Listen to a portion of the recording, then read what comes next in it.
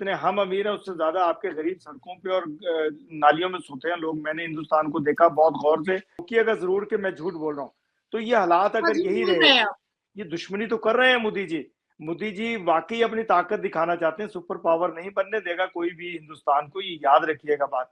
और दूसरी बात है, एटॉमिक पावर हम भी हैं, हम भी आपसे कम नहीं है, हम डरते नहीं है। हाँ, आबादी आपकी ज्यादा है, आपका मुल्क बहुत बड़ा है, नो डाउट, आपके बहुत सारे लोग अमीर हैं, लेकिन जितने वो अमीर हैं उससे ज्यादा, जितने हम अमीर हैं उससे ज्यादा आपके गरीब सड़कों पे और नालियों में सोते हैं लोग। मैंने हिंदुस्तान को देखा बहुत गौर से, और मैंने स्टडी भी किया, और मैं जाता भी रहा हूँ हिंदुस्तान में। इसमें देखें, आरजू हंसने की बात नहीं, जो हकीकत है, अगर आप नाजिया, अगर आप सच बोलें और सच सुनने की हिम्मत रखते हैं, क्या मैं झूठ कह रहा हूँ? क्या आपके रिक्शा, जो साइकिल रिक्शा चलाते हैं, मुझे इतना तरस आता था, कभी मैं साइकिल रिक्शे पे बैठ जाता था, ब्रिज के ऊपर जा रहे होते थे, 6 लोग हट्टे कट्टे हिंदुस्तान के बैठते थे, हमें तरस आता था। हम पाकिस्तान से गए होते, हम उतर जाते थे, हम कहते थे इसको धक्का लगाओ यार, इसको ऊपर ले जाओ ताकि ये अपनी मंजिल पर पहुंचा दे रिक्शे को। तो ये हालात हिंदुस्तान के, इसमें कोई दूसरी राय है या मैं झूठ बोल रहा हूँ नाजिया? तो मुझे बताइए, रोकिएगा जरूर कि मैं झूठ बोल रहा हूँ। तो ये हालात अगर यही रहे, मैं आप लोगों के हिंदुस्तान के लिए बात करता हूँ, हिंदुस्तान के लोगों के लिए मैं बिल्कुल झूठ नहीं बोल रहा। साइकिल रिक्शा चलाते हैं आपके लोग कितना झूठ बोलते हैं। नाजिया से जवाब ले लो, नाजिया से। जी नाजिया, अच्छा बताइए, नाजिया आप जवाब दीजिए अगर मैंने कहा झूठ बोला। जय हिंद दोस्तों, आज की वीडियो में बात करेंगे नाजिया इलाही खान, आरजू काजमी और पाकिस्तान से गंजा, जो कह रहा है कि भारत से ज्यादा अमीर पाकिस्तान में है और पाकिस्तान की अमीरी किसी से छुपी नहीं है। वहीं वह जब भारत आता है तो एक रिक्शे में 5 से 6 लोगों को बैठा हुआ देखकर धक्का लगाने लग जाता है। अब न जाने ये कौन से सन में भारत आया था जो इसने रिक्शा देखे थे। आज तो इलेक्ट्रिक व्हीकल का जमाना है। चलिए इसी के ऊपर इस गंजे की और हमारे आरजू काजमी जी क्या कहते हैं इसके बारे में डिस्कस करने वाले हैं। सऊदी अरबिया पाकिस्तान को अल्टीमेटम भेजा कि अपने भिखारियों को रिटर्न लेकर के जाओ, मेरा जेल और मेरा सराय खाना और मेरा रोड और मस्जिद के बाहर कटोरा लेकर के पाकिस्तानी जिस हिसाब से बैठे और पॉकेटमारी करते हैं मक्का मदीना के अंदर भी जाकर के, सऊदी अरबिया बेचारा परेशान है आपके पाकिस्तानी भिखारियों की वजह से। फ्रांस, इंडोनेशिया, ग्रीस, अमेरिका, जितने के जितने देश है, ये सब आप लोगों के पासपोर्ट को पॉट में फेंक रहे हैं और उंगली उठाकर कह रहे हैं कि पाकिस्तानियों को घुसने मत दो, बिल्कुल घुसने मत दो। भिखारी में सबसे आगे सर्वप्रथम top list gold medallist Pakistan है। फाका कशी में gold medallist Pakistan, terrorism activities में गोल्ड मेडलिस्ट पाकिस्तान, भीख मांगने में गोल्ड मेडलिस्ट पाकिस्तान, जहालत में गोल्ड मेडलिस्ट पाकिस्तान, चोरी करने में, झूठ बोलने में गोल्ड मेडलिस्ट पाकिस्तान। दुनिया के जितने भी एक्सेप्ट चाइना आका को छोड़ करके 57 मुसलमान मुल्कों ने पाकिस्तान के मुंह पर थूक दिया है, उल्टी कर दी है कि उनको आपकी तरफ देखना भी नहीं है। और अब जो हालात है पाकिस्तान के, उससे ये समझ में आता है मैं नाराज हो गए हैं आप लोगों दे रहा हूं कि प्रोग्राम का पता नहीं चलेगा, आरजू का प्रोग्राम भारत।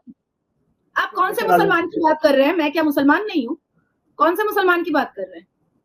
कौन से अवैसी जैसे मुसलमान की बात कर रहे हैं? मुसलमानों की बात कर रहे हैं, मुसलमान की बात कर रहे हैं जिनके साथ जुल्म हो रहा है हिंदुस्तान में। आप चंद लोग एक एक करके यार, एक एक करके प्लीज डॉक्टर साहब उसे कंप्लीट कर देते, फिर आप कर लिएगा बात, वो बस करें कंप्लीट। जी जी अंकल जी, बात ऐसी है कि आप, मुझे नहीं समझ में आ रहा है कि कांग्रेस ने आपको जो टिप्पणियां दी हैं या जो मैसेजेस दिए हैं, आप उन मुसलमानों की बात कर रहे हैं। मैं उन मुसलमानों की बात कर रही हूँ जो मुसलमान यहाँ पर संविधान मानते हैं, जो मुसलमान पूरे गौरव के साथ वंदे मातरम और भारत माता की जय बोलते हैं, जो मुसलमान बड़े बड़े पदों पर बैठे हुए हैं, जो मुसलमान मदरसा छापे, मैं उनकी बात नहीं कर रही हूँ, जो मुसलमान गटर छापे, मैं उनकी बात नहीं कर रही हूँ। और ये हमारे भारत के प्रधानमंत्री है जिन्होंने पसमानदा मुसलमानों के लिए कहा है कि एडुकेशन लो, सबसे ज्यादा आपके लिए शिक्षा जरूरी है। और शिक्षा को आगे बढ़ाने के लिए ईदी योजना आया, सीखो और कमाओ योजना आया, कारीगर योजना आया, ये सारी योजनाएं मुसलमानों के लिए आई और मुसलमान काफी तरक्की कर रहे हैं।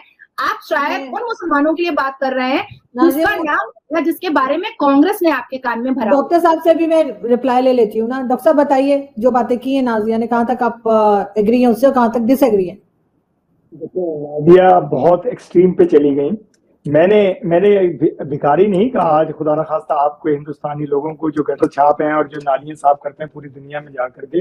मैंने लास्ट वीक आपके हिंदुस्तान के एक चैनल पे प्रोग्राम में भी ये कहा था, जब कतर पे बात हो रही थी, डिबेट हो रही थी, उसमें मैंने ये कहा था कि हाँ, आपके लोगों को वीजे दिए जाते हैं, क्यों दिए जाते हैं? हर गंदा काम हिंदुस्तान के लोग जाकर के करते हैं, नालियां भी साफ करते हैं, गटर। हमारे जो पाकिस्तान से जो पठान लेबर में जाते हैं, खुदा की कसम, वो पत्थर काटते हैं या पहाड़ तोड़ते हैं, वो गैरत वाला काम करते हैं। आपके हिंदुस्तान से जो भी जाते हैं हर बेगैरती का काम करते हैं वहां जाकर के, नालियां साफ करना, मिर्ची कलम, मेरे पास डेटा भी है और मैं आपको प्रूफ भी दूंगा। दूसरा, ये जो मिर्ची कलम करते हैं, ये आप ही लोगों का मिर्ची कलम है। वहां क्या होता है, वहां इंडियंस लोग क्या करते हैं? देखिए, आपने डेटा जो लेना है ना, तो मिर्ची कलम चलिएगा, अभी चलेंगे ना दिसंबर में। नहीं देखिए मैं कह रहा हूँ, आरजू ने कमिटमेंट किया कि ये जाएंगे न्यूयॉर्क। मैं क्लब के बाहर दिखाऊंगा लोगों को, लोगों की हालत देखूंगा। देखे नाजिया क्लब जाए ना जाए, लेकिन लोगों को देखिए जरूर के क्लब में जाते कौन लोग हैं। देखे क्लब, अच्छा एक हस्बैंड जाते होंगे, आपके दोस्त जाते होंगे, आपके अजीज जाते होंगे, जो दुबई में काम करते हैं, जो बिजनेस करते हैं, जो सैर के लिए जाते हैं, टूरिज्म पे जाते हैं, वो लोग क्लबों में लाजिम जाते हैं। मैं जाता हूँ, मैं झूठ नहीं बोलता हूँ, मेरे बच्चों को भी पता है, मेरी बेगम को भी पता है। मैं ऐसी बात नहीं है कि मुझे किसी को भी नहीं। तो मैं वही कह रहा हूँ, मेरी बेगम एक ही है अभी तक तो, लेकिन ख्वाहिश है कि खुदा अगर कुछ मिल जाए तो ले लेंगे, कोई नहीं। बेगम भी हंसती है इस बात पे, अभी वो रूम में ही मौजूद है और हंस रही है, वो कह रही है अच्छी बात कर रहे हो, अगर मिल जाए तो अच्छा है। तो ये कोई बात नहीं, बुराई नहीं है, हमारे इस्लाम में जायज है, चार बीवियां जायज है। खैर आप उसकी बात कर रहे थे, अगर आप इस्तात रखते हैं तो आप 4 बीवियां रखें, तो 16 बच्चे हो, आपके कितनी रेल फेल हो, तो कोई वो बुराई नहीं है। हम इंडिया पाकिस्तान की बात कर रहे थे, आप कहाँ अपना रिश्ता लेके नाजिया ने कहा ना जी, एक बीवी है कि 4 बीवी है, तो हमारे इस्लाम में हमें इजाजत है तो कर सकते हैं इंसान, कोई बात नहीं, बुराई नहीं है इसमें। हाँ, देखिए करप्शन खत्म हो गई। हिंदुस्तान की बात कर रहे थे ना, आप हिंदुस्तान में आपने क्या देखा? मैंने हिंदुस्तान में आरजू जो कुछ बताया वही कुछ देखा, और मैं बहुत जाता था हिंदुस्तान। कारगिल की जंग के बाद आखिरी ट्रेन पे गया था और आखिरी पे वापस आया था, क्योंकि मेरे रिश्तेदार वहां थे, मेरी फैमिली गई हुई थी, मैं लेकर के गया। तो दोस्तों, आपने ये वीडियो देखी और आपको आइडिया लग गया होगा कि पाकिस्तानी किस तरह से मिसकंसेप्शन फैलाते हैं, भ्रमित करते हैं अपने देश के लोगों को भारत के खिलाफ। यह गंजा कह रहा है कि जब भारत आया था तो ये साइकिल रिक्शा में बैठा था, जिस पर 6 से 7 लोग बैठे हुए थे, तो इसको तरस आ गया, इसने धक्का लगाया। पाकिस्तानी मूल के लोग जब ऐसा देखते हैं तो वो भारतीयों की हेल्प करते हैं। अरे कौन सा पाकिस्तानी भारत आ रहा है, किस पाकिस्तानी को भारत का वीजा मिल रहा है, सबसे बड़ी बात तो यह है। और न जाने ये कौन से माध्यम से भारत आया और इसने साइकिल रिक्शा देख ली, कौन से गली कूचों में ये घूम गया जहां पर साइकिल रिक्शा में 6 से 7 लोग बैठे हुए थे। दोस्तों, आज तो गली मोहल्ले में आपको ऑटो रिक्शा दिखाई देगा, वो भी इलेक्ट्रिक वाला। तो कहीं ना कहीं इन लोगों में मिसकंसेप्शन फैलाने की आदत बन चुकी है। अपने आप को आलमे इस्लाम कहने वाला यह देश अपने ही लोगों को भ्रमित कर रहा है। दोस्तों, आरजू काजमी जिस तरह से हंस हंस कर इनके पेट में दर्द हो गया, मुझे तो ऐसा लग रहा था कि आरजू काजमी इसको कहीं वहीं पे मनाना करता है कि भैया शो से निकल जा। लेकिन नाजिया इलाही खान, भारत की बेटी, भारत की शेरनी, ने जबरदस्त बात कही है। उन्होंने कहा कि आप बिल्कुल झूठ बोल रहे हैं, सफेद झूठ बोल रहे हैं, ऐसा तो भारत में होता नहीं है। दोस्तों, ये हालत है।